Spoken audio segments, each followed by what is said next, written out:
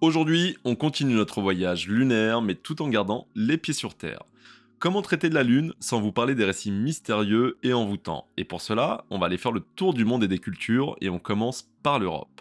Dans les contrées de l'Europe de l'Est réside la légende du spectre lunaire. En fait, on raconte qu'un ancien astronome, il était obsédé par la Lune et il aurait fait un pacte avec des forces mystiques. Et en fait, il voulait continuer son observation même après sa mort.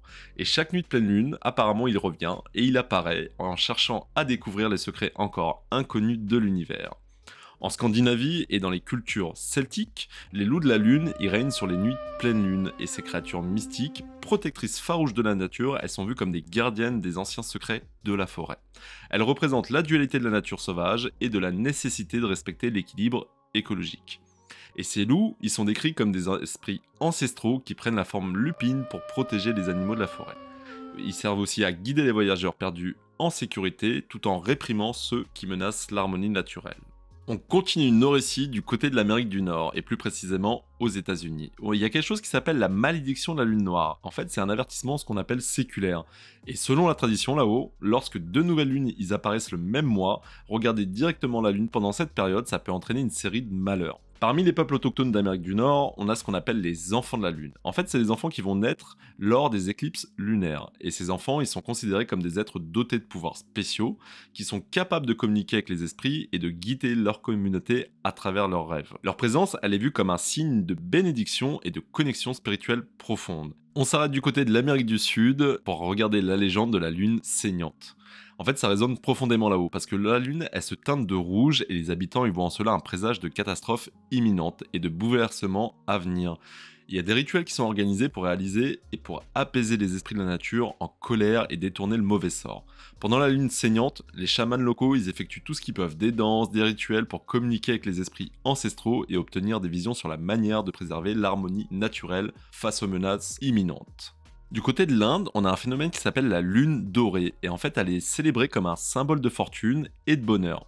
Et lorsque cette lune dorée elle apparaît dans le ciel, elle est perçue comme une promesse de chance et de succès. Et en fait les familles vont se réunir pour célébrer cette occasion rare, en espérant attirer des bénédictions. On retrouve quasiment le même récit dans le désert du Moyen-Orient. En fait, la légende de la lune d'or, elle porte chance et félicité. Lorsqu'elle illumine le désert, et selon les croyances locales, elle est particulièrement vénérée par les caravaniers qui la voient comme une lumière protectrice, les guidant dans leur voyage et assurant ainsi une traversée en toute sécurité. Du côté de l'Afrique, on a une légende qui s'appelle les ombres de la Lune. En fait, ça fascine et ça intrigue parce qu'en fait, sur la Lune, on voit des cibles mouvantes sur la surface et c'est souvent comme vu comme les esprits des ancêtres décédés qui cherchent à guider et à protéger les vivants.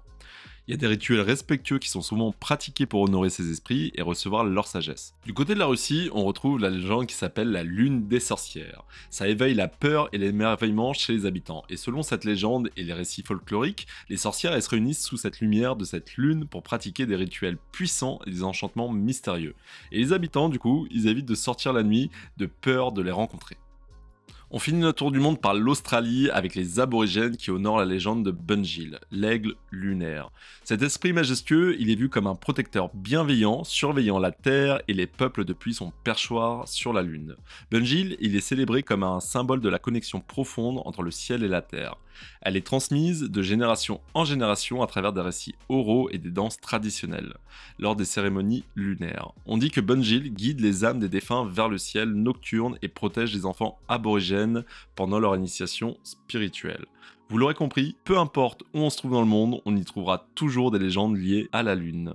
C'est tout pour aujourd'hui, j'espère que la vidéo vous a plu, on se retrouve bientôt, n'hésitez pas à partager, à aimer, à vous abonner pour que la chaîne trouve sa visibilité et son public.